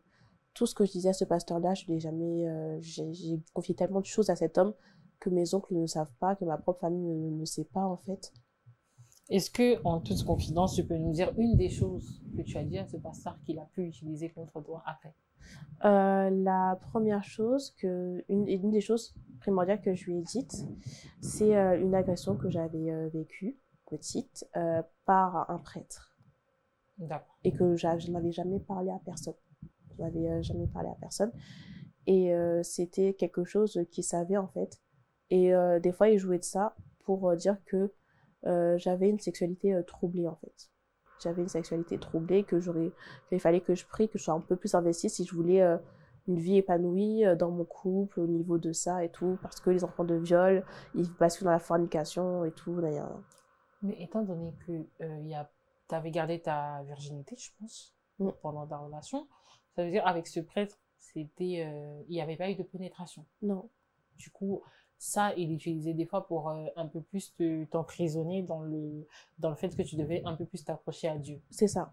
Et il ne faisait jamais des allusions à tes parents, à ton père, à ta mère? Rarement, parce que quand il faisait des allusions à ma mère, j'avais le sang chaud. Tu te braquais très vite. Ah oui, il y avait une fois où il avait fait une allusion à ça, je sais plus quand, mais je lui avais crié dessus. Et il l'a plus jamais fait. Et il ne t'a jamais dit, par exemple, que tu étais envoûtée, que tu avais parce que après, c'est autre chose. Oui. pendant la période où tu étais avec eux, ils ne t'ont jamais dit que tu étais possédée, qu'il te fallait une délivrance ou quoi que ce soit? Qu'il fallait que je sois délivrée un peu de mes chaînes que je traînais, en fait. De ma charge que je traînais, aussi dû à mes traumatismes, dû à mes anciennes relations. Tout ça, qu'il fallait un peu que je me libère de ça pour être mieux épanouie par la suite. Et ça a été pire parce que ça a un peu basculé dans le sens où quand j'ai été fiancée, le problème n'était plus moi, mais c'était Léo qui devait se délivrer en fait. C'était lui qui était possédé par un mauvais esprit et c'était moi qui devais prier, c'était moi qui devais subir. C'est comme ça qu'on justifiait les violences que je subissais, le fait qu'il me criait dessus, le fait qu'il me levait la main dessus. Quoi, il y a eu un transfert d'esprit? Ouais, c'est ça. Donc, les esprits étaient plus chez toi, ils sont passés chez les... Exactement. Ok, d'accord. Donc, les cris, c'était les esprits et tout ça, qu'il fallait que je continue de prier, que je jeûne aussi. Donc, ça fait que je jeûnais énormément. Pour Léo? Oui. D'accord. Mais toi-même, pendant tout ce temps, qu'est-ce qu'il en était de ta relation avec Dieu? Moi, je priais énormément, mais j'avais gardé la manière catholique de prier. Parce que c'était... enfin, je crois que c'était la manière la plus rassurante que j'avais, parce que je savais faire le chapelet, tout ça, c'était ce que j'avais appris à faire de mieux. Donc, en fait, en gros, tu es rentrée dans une église, tu n'as rien appris, parce que tu as gardé tes habitudes de l'église catholique. Ouais. Tu n'es pas devenue une chrétienne évangélique, tu es restée une chrétienne catholique, mais on va dire que j'étais un peu des deux. Que j'ai pris la mimique de prier en langue et tout ça, de prêcher de la même façon qu'eux, d'avoir il y avait même des fois où je considérais que prier Marie c'est de l'idolâtrie, que j'étais vraiment contre ça, mais derrière je faisais je vous salue Marie pleine de grâce à la maison par exemple. C'est-à-dire en gros tu avais une vie secrète. Ouais, c'est ça. Tu étais une catholique dans le secret et une évangélique dans le public. C'est ça. D'accord. Et donc, en ce moment-là, quand tout bascule et qu'on découvre que finalement, ce n'est plus toi la possédée, c'est Léo le possédé, toi, tu te mets à jeûner, à prier pour que le Seigneur puisse pouvoir délivrer ton conjoint. Tu te mets à prier, en fait, pour lui. Oui, c'est ça. Et qui priait pour toi? Qui priait pour moi? Le pasteur. C'est ce qu'il te disait? Et mes sœurs de l'église. C'est ce que tout le monde te disait?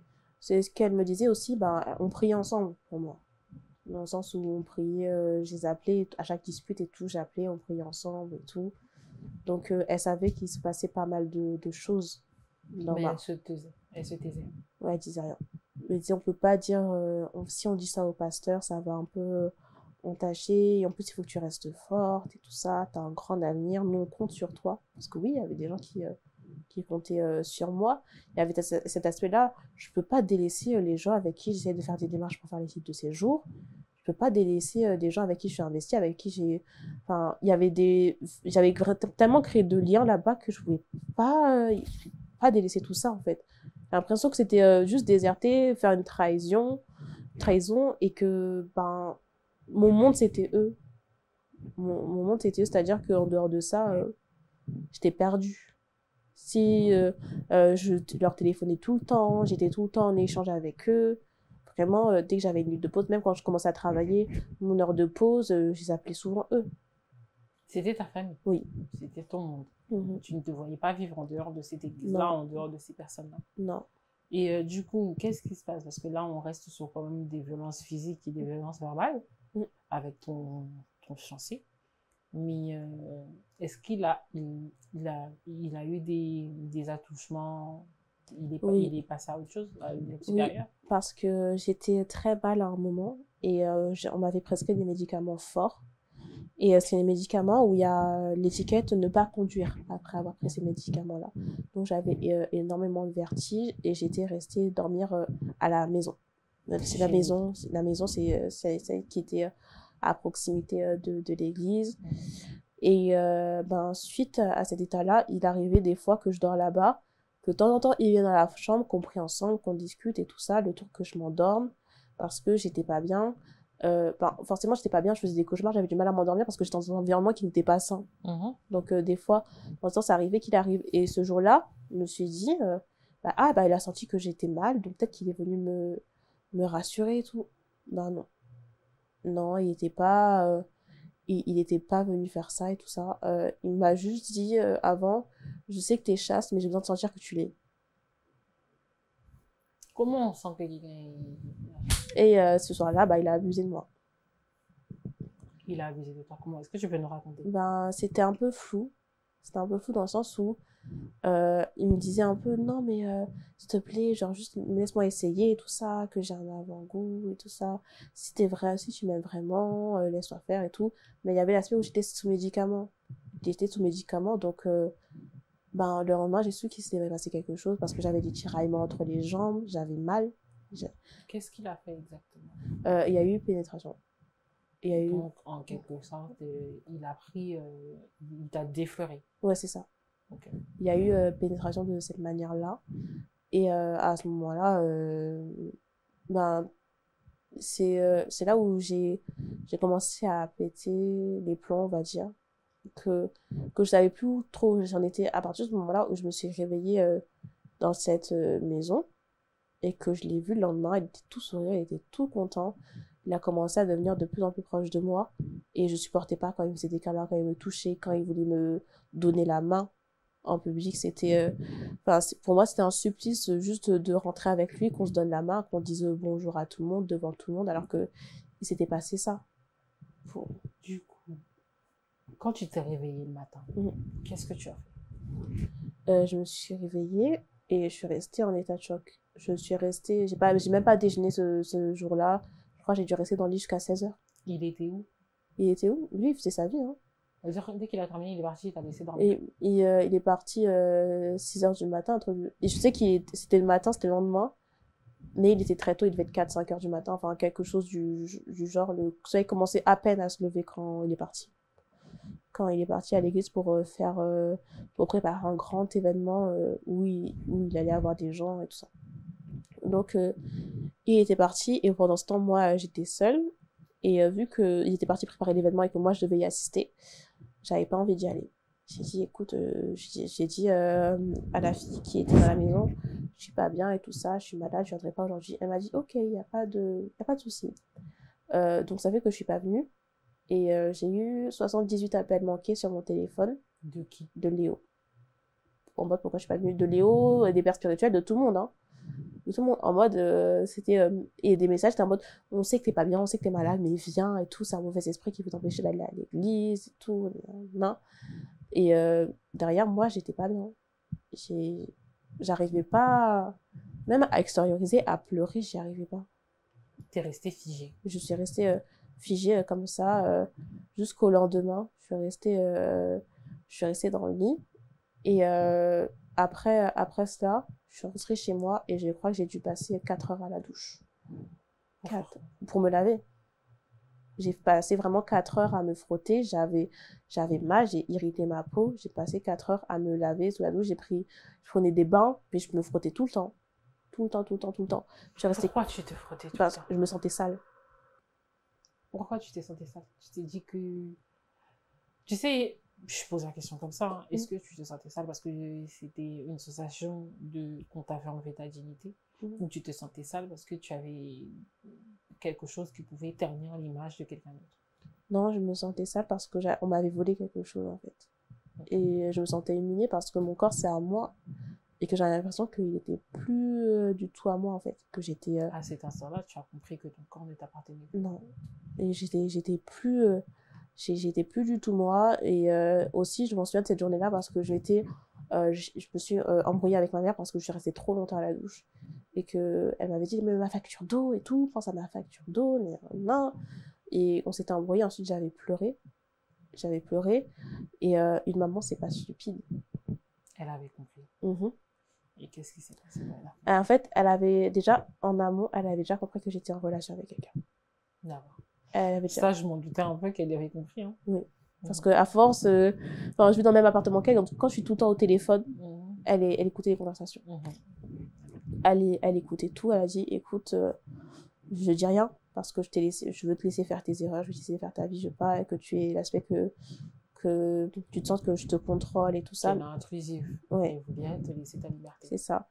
Et elle avait compris que j'étais sous influence aussi, également. Et elle m'a proposé, du coup, d'aller un peu chez ma grand-mère pour me remettre les idées en place. Dès cet instant-là qu'elle a remarqué. Mais est-ce que tu lui as dit exactement ce qui s'est passé ou bien elle a juste compris comme ça que c'est bon, ma fille, elle avait plus à faire? Non, elle a compris tout simplement parce qu'elle a vu mon état. Elle a vu mon état, elle a su. Elle a vu ton état. Elle m'a regardée, elle savait. Ok. Elle m'a regardée, elle savait. Donc je suis restée un peu chez ma grand-mère et pendant ce temps-là, j'ai éteint mon téléphone et j'ai parlé à personne. J'ai parlé à personne et je m'en souviens qu'avant de l'éteindre, j'avais écrit dans mes notes mon message en disant « Je quitte l'église pour ces raisons. » Et j'attendais juste le bon moment pour faire un copier-coller et pour... Est-ce que tu as encore ce message? Non, j'ai changé de téléphone depuis. J'ai changé de numéro aussi. Parce que j'aurais bien voulu Mm. un peu l'entendre. J'ai changé de téléphone, j'ai même changé de numéro. Mais est-ce que tu te rappelles un peu ce que tu avais écrit dans tes notes? Ouais, je disais que j'étais très reconnaissante pour l'amour et tout ça que vous m'avez donné, mais que derrière, vous avez... que ces personnes-là regardaient sans cesse le sable que j'avais dans les yeux avant de regarder la poutre qu'ils avaient dans le leur pour ne pas voir les réelles souffrances, qu'il y avait un réel manque d'empathie et que je voulais aller dans un endroit où je me sentais un peu plus respectée. Un peu plus respectée, que je sentais que je me manquais de respect sans cesse, que je me sentais salie et que je pouvais plus aller là-bas. Et que je voulais plus aller là-bas à moins que ça change réellement. Et après cela, ma grand-mère était invitée à un mariage. Elle avait été invitée à un mariage dans une église catholique parce que ma grand-mère est catholique. Elle m'a dit mais viens, mais ça sera beau et tout. Et je suis allée à ce mariage-là et j'ai vu à quoi ça ressemblait, des personnes qui s'aimaient vraiment. Un vrai couple qui s'unissait, un vrai mariage, des vraies personnes qui disent je te prends toi et je prends Dieu à témoin. J'ai vu la manière de se regarder dans les yeux et je savais que ça allait pas être mon cas en fait. C'était pas comme ça que tu regardais Léo. Non. C'était pas comme ça que Léo te regardait. Enfin, disons que ces deux personnes-là, il y avait une fusion. C'est-à-dire que tu savais qu'elles s'aimaient. Et la manière dont elles regardaient, tu savais qu'elles s'aimaient. Et ça ne veut pas dire que j'aimais pas Léo, mais c'était pas un amour aussi sincère. C'était pas un amour qui pouvait te faire rentrer dans le mariage, qui pouvait te retenir dans le mariage. Non. C'était pas un amour sincère, en fait. Et qu'est-ce qui se passe une fois que tu vois ça? Au fond, je sais que je veux partir, mais dans tous les cas, je veux pas faire du mal à Léo. Parce que j'ai pas compris. Je voulais pas faire du mal à Léo, parce que je sentais que je pouvais le blesser, que je pouvais... parce que j'étais très attachée à lui, à son bien-être. Je me disais, mais comment je vais faire pour... Et ça, malgré qu'il venait de te prendre quelque chose, ça. Tu pensais encore à son bien-être. C'est ça. Parce que j'étais toujours attachée à lui. Donc, je suis revenue à l'église. Je suis revenue avec une sœur. Mais cette fois-ci, dès que je suis revenue, il n'y a pas eu d'histoire. Je suis venue toute seule en transport. J'ai pas dit que je revenais et je me suis assise au fond. Et quand on m'a proposé d'être devant, je me suis dit non, je reste là. Je suis très bien ici. Et c'est là qu'un peu ils ont compris qu'il y avait quelque chose qui allait pas. En mode, qu'est-ce qui s'est passé? Il s'est passé quoi pour que tu en arrives là à être aussi insolente pour pas t'asseoir à côté de ton mari? Encore une fois, c'est de ma faute. Encore une fois, c'est de ma faute et j'ai expliqué ce qui s'était passé. Et encore une fois, quel comportement t'as eu qui s'est dit qu'il peut se permettre de faire ça? Tu as expliqué quand même qu'il venait de te... D'accord. J'explique que c'était pas normal, que le médicament que j'avais pris me permettait pas de me défendre à ce moment-là. Et pareil, toujours ma faute, qu'est-ce qui s'est passé et tout ça. En même temps, vous étiez seul dans la maison, on n'aurait pas dû vous laisser seul et tout ça. On croyait vraiment que vous étiez capable de résister à la tentation. En fait, vous êtes faible. Pour eux, oui. Ce n'était pas une agression, mais c'était des rapports consentants. Et qu'est-ce qui va se passer par la suite? Ce qui va se passer par la suite, c'est que tout simplement, je retourne dans cette maison-là et je retourne dans la chambre où il s'est passé tout ça. Et je demande à Léo de venir et j'ai dit que je voulais des excuses par rapport à ce qui s'est passé parce que c'est pas normal. Je lui ai dit, je veux des excuses. Si tu t'excuses pas et que tu veux pas reprendre les choses sérieusement dans un cadre sain, j'annule les fiançailles et je vous refais. Et il n'a pas apprécié le ton sur lequel j'ai parlé. Et dans cette maison, il y avait des escaliers, il m'a ajouté des escaliers. Tout simplement. Ça veut dire que, vu qu'il voulait pas s'excuser, j'ai pris mon sac, j'étais devant l'escalier. Il m'a pris par les cheveux et par le bras, comme ça. Et comme ça. Il m'a jeté dans les escaliers. J'ai vraiment dévalé les escaliers. C'était assez long, les marches? Oui. C'était assez long quand même, parce que c'était une maison sur 2 étages. Donc c'était des marches qui liaient. Ça veut dire qu'il y a eu la chute, je suis tombée sur les escaliers et j'ai glissé le long jusqu'en bas en fait. Et j'ai eu des vertiges, j'ai eu très mal et je me suis allongée comme ça et j'ai pas bougé. J'ai juste fermé les yeux et dans ma tête j'étais en mode pitié, faites qu'il fasse pas autre chose. Faites qu'il arrête de me frapper, tout ça. Et, et j'entends qu'il commence à pleurer et qu'il va chercher son téléphone et il appelle quelqu'un, mais je sais pas qui. Et je me suis relevée, j'ai une montée d'adrénaline, c'est-à-dire que à ce moment-là, j'avais plein de bleus partout, j'avais une entorse, mais j'ai rien senti. J'ai pas senti que j'avais mal. Il y avait tellement d'adrénaline que mon cerveau n'avait pas compris que... Donc, tu venais d'avoir une douleur un peu plus forte. C'est ça. J'ai pris mon sac et j'ai sauté par la fenêtre. J'ai sauté par la fenêtre, je me suis enfuie en fait. Du quatrième étage? Non, je suis tombée du 2e au 1er. Là, j'étais au 1er. Étage à la maison, donc au rez-de-chaussée en l'occurrence. Donc je suis sortie, j'ai sauté par la fenêtre, j'ai pris mes affaires et j'ai couru. Et il y a 20 minutes comme je répète encore, il y a 20 minutes de marche de la station de tramway à cette église-là. Ça faisait un peu plus de 35 minutes depuis la maison en gros, parce qu'il y avait 15 minutes de marche à peu près. Donc j'ai couru jusqu'à l'arrêt de tram en fait. Et c'est quand tu as réalisé la douleur? J'ai réalisé la douleur quand je me suis assise dans le tram et que je bougeais plus. C'est-à-dire que, vu que j'étais tout le temps en mouvement, je réalisais pas ce qui s'était passé, en fait. Vu que je courais dans l'adrénaline et tout ça, j'avais dans ma gorge, j'avais la sensation de sang, parce que je courais tellement, j'avais plus d'air et tout. Et j'ai couru, le tram, il est arrivé, je suis montée directement dedans. Et ensuite, quand ma respiration elle a commencé à devenir régulière, quand j'ai commencé à respirer de manière normale et que j'ai voulu me lever pour descendre, j'ai réalisé que j'avais mal, qu'il y avait plein d'endroits où j'avais mal, que j'avais des hématomes partout. Et aussi, j'ai réalisé que les gens du tramway me regardaient bizarrement parce que j'avais des hématomes. Qu'est-ce que tu as fait à l'instant? J'avais des hématomes, je saignais et moi, je réalisais pas ce qui s'était passé en fait, et j'étais en mode, et je me souviens que je me regardais les gens et je disais mais pourquoi ils me regardent mal, vraiment quand ils me regardent mal, j'étais dans un piteux état, donc c'est normal que j'attire l'attention. Et à ce moment-là, vu que j'avais la tenue de l'église en fait sur moi, que j'avais portée à l'église, j'avais une longue jupe et tout, et la chemise et un blazer. Mais derrière, je mettais toujours, vu que j'avais les talons, je mettais toujours un petit jogging, une tenue où j'étais plus à l'aise pour rentrer chez moi, parce que faire le trajet en talons, non. Marcher en talons, les 15 minutes et tout ça en talons, c'était insupportable. Donc j'avais soit des claquettes, soit des baskets, pour déplaise à monsieur, mais j'en avais. Et je me suis changée dans les toilettes. Alors, je suis arrivée à la station-gare, et à la gare, j'ai payé les toilettes, je me suis changée. Et quand je suis sortie des toilettes, il y avait 2 agents de sécurité qui m'attendaient. Parce qu'ils ont vu que mon état était pas normal. Et ils m'ont demandé pourquoi j'étais dans cet état-là. Et vu qu'il y avait des policiers à côté, j'avais pas le droit de mentir. Donc, tu as dit la vérité. J'ai dit la vérité. J'ai dit, c'est pas ça. C'est pas ça. Voilà. Et ils m'ont demandé les noms et prénoms. J'ai dit les noms et prénoms. J'ai tout dit, c'est pour ça. Et je dis que je veux juste rentrer chez moi. Écoutez, je veux pas qu'il aille en prison et tout. Moi, j'ai pas de problème et tout. J'ai commencé à pleurer et on m'a dit, mais c'est pas vous le problème. Mais sachez que... Mais en fait, la police m'ont dit, et la sécurité m'ont dit, sachez qu'on ne vous aurait pas laissé partir.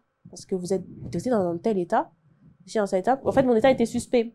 D'accord. Et du coup, qu'est-ce qu'ils ont fait? Ils t'ont ramené à l'hôpital là-bas? Ils m'ont demandé si je voulais aller à l'hôpital, j'ai dit non. Okay. J'ai dit que ils t'ont ramené chez toi? Et ils m'ont ramené chez moi. Okay. Ils m'ont ramené chez moi. Et en bas du bâtiment, toute la nuit, j'ai eu mal. J'ai eu mal de partout. Et pile à ce moment-là, je reçois le message d'une ancienne amie, d'une amie de longue date que j'avais pas recontactée depuis le collège, qui m'explique qu'elle est à Montpellier. Est-ce que ça se dit qu'on se voit? Et je dis, je suis pas trop dans le mood qu'on se voit et tout ça. Et je suis un peu fatiguée. Et elle m'appelle pour savoir ce qui se passe. Elle dit, non, mais qu'est-ce qui se passe et tout. Avant, on traînait tout le temps ensemble et tout. Depuis que j'ai déménagé, c'est plus la même chose. Et j'ai pleuré au téléphone. Avec elle? Ouais, j'ai pleuré. Tu l'as tout dit? J'ai tout dit. Et qu'est-ce qu'elle a dit? Elle a dit, écoute, là, je suis sur la route. pour venir dans ta ville. Je suis pas encore arrivée, j'arrive à 6h du matin. Au lieu de me poser à l'hôtel, je viens te chercher et on va directement à l'hôpital parce qu'il faut que tu vois un médecin légiste pour faire constater tes blessures, en fait. Donc, elle m'a dit, ce soir-là, tu dors. Si tu veux, tu te reposes, tu prends des forces pour demain, mais dans tous les cas, tu ne te laves pas. C'est ce que tu as fait. Ouais, je me suis pas lavée. De toute façon, j'avais pas la force de marcher jusqu'à ma douche. Et si je me levais, ma mère allait voir dans quel état j'étais. Du coup, à 6h, elle te prend pour t'emmener chez le légiste. C'est ça. À 6h, je dis à ma mère, je commence le travail plus tôt et tout ça. Ils ont besoin de moi pour le travail et tout. Et je pars, étant donné qu'on était en hiver, j'avais un manteau et tout ça. Ça se voyait pas. Et une fois que les médecins constatent les blessures, qu'est-ce que vous faites? Ils me demandent si déjà je veux faire un signalement, si je veux porter plainte. Qu'est-ce que tu dis? Je dis non. Et ta copine, qu'est-ce qu'elle te dit?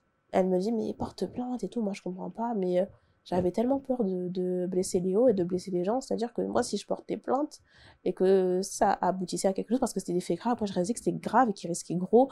Derrière, il y avait des gens qui comptaient sur lui, qui comptaient sur moi. Il y avait des gens qui dormaient à l'église. Des sans domicile.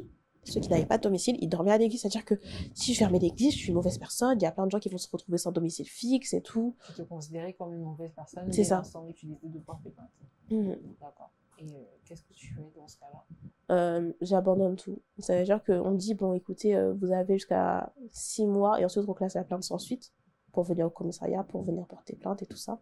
Mais ensuite, on fait la plainte ensuite, mais on a constaté toutes vos blessures, on a pris en compte vos récits et tout ça. Donc, si vous voulez porter plainte, vous pouvez. Et tu n'as jamais porté plainte? Non. Non. J'ai envoyé j'ai contacté 2 mois après la Miviludes et je leur ai expliqué ce qui s'est passé. Et qu'est-ce qu'ils ont fait, la Miviludes? J'ai envoyé tout. Et ils m'ont dit qu'il faut plusieurs signalements. Est-ce que tu peux nous dire c'est quoi la Miviludes? La Miviludes, c'est l'organisme du gouvernement qui s'occupe des dérives sectaires en France. D'accord. Et est-ce qu'ils ont eu plusieurs signalements derrière? Oui, tout simplement parce que j'ai contacté les autres filles d'église et j'ai envoyé tout mon dossier médical. J'ai en mode voilà ce qui se passe et tout ça. Et j'ai envoyé un long message disant ne rien dire, c'est être complice. Et certaines personnes ont décidé de... J'ai dit, et en fait, dans le message, j'ai un peu menti, j'ai dit ne rien dire, c'est être complice. Sachez que si vous faites pas le signalement avec moi, j'irai au commissariat, je porterai plainte contre vous toutes. C'est faux, j'aurais jamais porté plainte. Et elles ont fait le signalement avec toi. C'est ça. Et cette église, elle en est où aujourd'hui? Fermée. Elle est fermée. Suite à ton dossier ou suite à plusieurs signalements? Les filles, elles ont avoué au pasteur après qu'elles avaient fait des signalements et qu'elles ont honte. Je suis désolée, tout ça, on a dénigré l'image de l'église, du corps de Christ, on a dénigré l'image d'un homme de Dieu et tout ça, on a tellement honte. Mais est-ce que Léo, il avait abusé que de toi ou il y avait d'autres personnes? Non, il y avait que moi. Il y avait que moi. Les autres, elles ont dénoncé les abus spirituels, les abus d'autorité que certains responsables avaient avec elles dans le signalement. Ok. Aujourd'hui, Léo, qu'est-ce que tu deviens? 8 mois après les faits, c'est ça? Ouais. Nous sommes à 8 mois après les faits. Non, c'était en 2021, donc on est oui, on est à 3 ans. Ouais. Donc, on est en 2024. Ouais. On est à 3 ans après les faits. C'est ça. Exactement. 3 ans après les faits. Qu'est-ce que tu deviens? Aujourd'hui, j'estime que je suis totalement remise de ça. Et que je peux avancer de l'avant, c'est-à-dire que j'ai repris totalement confiance en moi. Et j'ai fait des choses, par exemple, des choses qui pourraient paraître anodins ou banales pour des autres.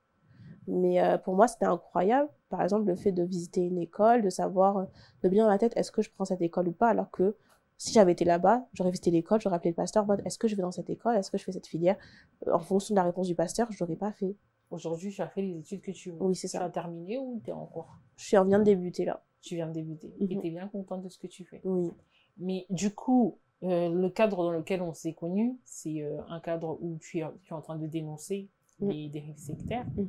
Qu'est-ce que tu comptes faire? Parce que je pense que tu veux mettre quelque chose en place, parce que tu n'es pas la seule dans ce cas d'abus. Déjà, quand j'ai commencé à en parler sur les réseaux, j'ai remarqué que des histoires comme la mienne, il y en avait plein. Des histoires pires que la mienne, il y en avait plein. Et que c'était pas que chez les évangéliques. J'allais dire que j'ai eu des messages de témoignages d'anciens mormons, d'anciens témoins de Jéhovah, d'anciennes personnes qui ont été dans des petites communautés catholiques à abus répétitifs, avec voire de l'inceste et tout ça. Donc c'est dans ce cas-là que je veux créer l'association pour aider vraiment les victimes de dérives sectaires dans la communauté chrétienne, mais dans sa globalité. Également pouvoir collecter des fonds pour qu'elles puissent financer leur démarche devant la justice, parce que Les avocats spécialisés en dérives sectaires, il y en a peu. Par exemple, en région parisienne, il n'y en a que 2 ou 3. Et leurs honoraires sont très, très chers. Et la plupart du temps, quand on sort de ce Genre de dossier. de ce genre de secte, on a tout donné. On n'a rien, on n'a pas de fonds, on n'a pas de quoi faire des démarches judiciaires, on ne sait pas comment s'y prendre. Il n'y a personne qui sait à quel droit elles peuvent avoir, en fait, comment faire pour que ça soit pris au sérieux, comment faire une démarche, comment faire un signalement collectif. Personne ne sait que s'ils sont plusieurs à faire un signalement contre la Miviludes, avec la Miviludes, s'ils font un signalement, au bout de 15 ou 20 signalements, la Miviludes peut déposer plainte contre l'Église et avoir une action contre la justice. Donc, parce qu'il y a une loi qui est contre les dérives sectaires en France. Il n'y a pas de loi qui acte vraiment les dérives sectaires en France, parce qu'à cause de la laïcité, on ne peut pas vraiment définir ce que c'est une secte.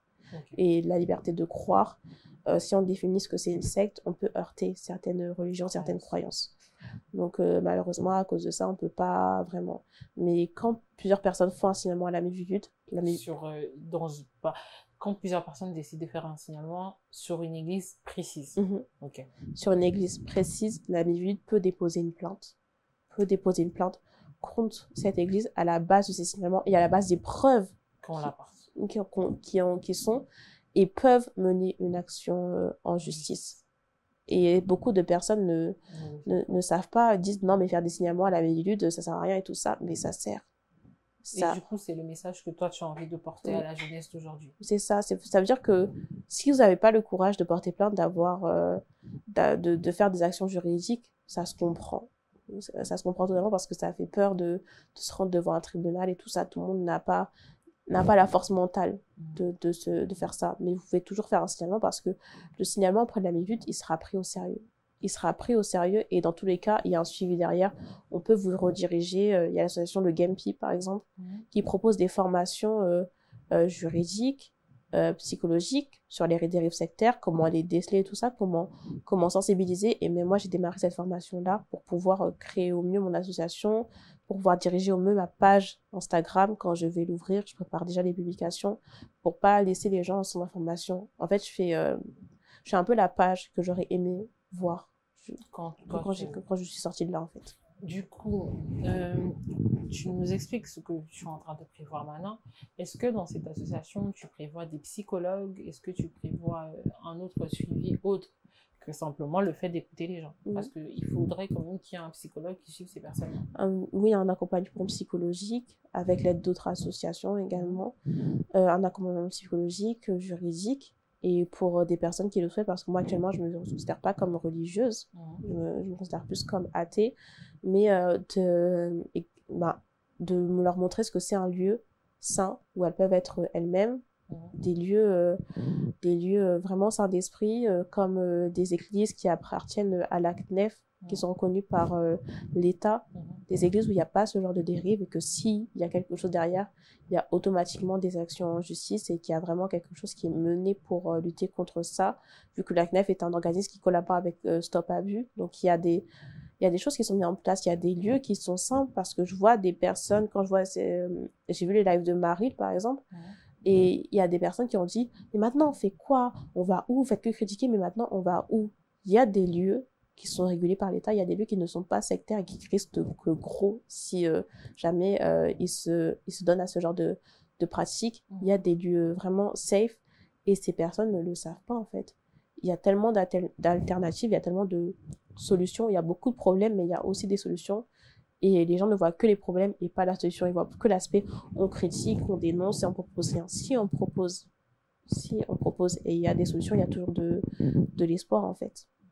Ok, là, tu es sur un plateau qui te donne l'opportunité de t'adresser à des jeunes comme toi, qui sont peut-être dans les sectes, qui ne savent pas qu'ils ont encore un sou en prise de quelqu'un et qui attendent peut-être ton message, qui attendent peut-être d'entendre ton histoire et qui vont écouter ton histoire. Est-ce que tu as un mot pour eux? Sachez que le rôle d'un père Ta caméra spirituel. est juste Voilà. Le rôle d'un père spirituel, le rôle d'une mère spirituelle, le rôle d'un prêtre en général, c'est de vous guider, pas de vous assister. Vous n'êtes pas des assistés mentaux. Dans le cerveau, il y a 120 milliards de neurones. S'ils sont là, c'est pas pour rien. C'est pour vous apprendre à vous réfléchir. C'est-à-dire que quand vous choisissez une voie, quand vous voulez faire un choix, on peut vous aider, mais on n'a pas à vous dire ce que vous devez faire. C'est vous qui devez choisir, à moins de vous mettre en danger. Vous avez toujours le choix. Vous êtes des personnes à part entière et votre bien-être, il est précieux. Il ne doit pas dépendre de telle ou telle ou telle personne, parce que sinon, vous allez vous engouffrer. Si vous vivez dans la validation d'une personne, c'est de l'idolâtrie. Et vous-même, vous savez que dans la Bible, l'idolâtrie, c'est un péché. Et vous avez conscience de ça. Si Dieu, il s'est énervé dans la Bible quand ils ont fait une statue d'or oui, le statut de Bouddha. la statue de veau d'or, ce qui ne voulait pas qu'il y ait certaines choses pour éviter certaines dérives. Et malgré ça, vous basez sur des gens qui ont la richesse, qui ont le paraître, sur une image, parce que peut-être que vous avez un manque à combler. C'est vrai, les temps sont difficiles. On vit dans un monde qui est difficile. Il y a des choses difficiles qui se passent et qui sont dures à surmonter. Et il faut les accepter, mais ce ne sont pas ces personnes-là qui vont vous aider. C'est juste une échappatoire, c'est passager, c'est une brume de fumée, et la chute, elle sera brutale, mais elle sera nécessaire. Mais vous avez toujours une porte de sortie, parce que vous n'êtes pas rien. C'est pas une question de vous êtes rien sans ces personnes, vous êtes quelque chose.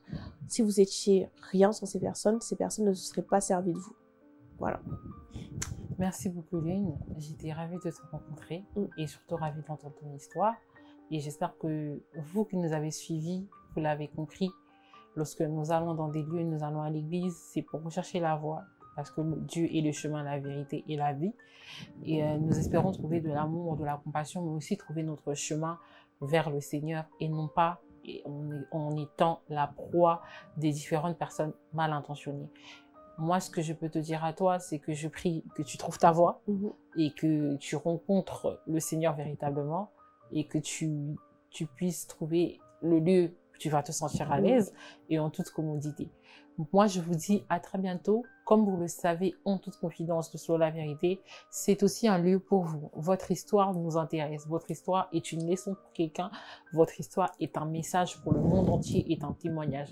De partout où vous êtes, vous avez une histoire, vous voulez la partager, vous voulez édifier quelqu'un, vous voulez que quelqu'un s'identifie à votre histoire, vous avez le plateau qui est le vôtre, en toute confidence. Vous pouvez nous contacter sur les différentes pages, les différents réseaux sociaux, Selon la Vérité, que ce soit sur Instagram, sur Facebook, sur TikTok, nous vous répondons de partout, ou encore sur le numéro qui s'affiche au bas de vos écrans.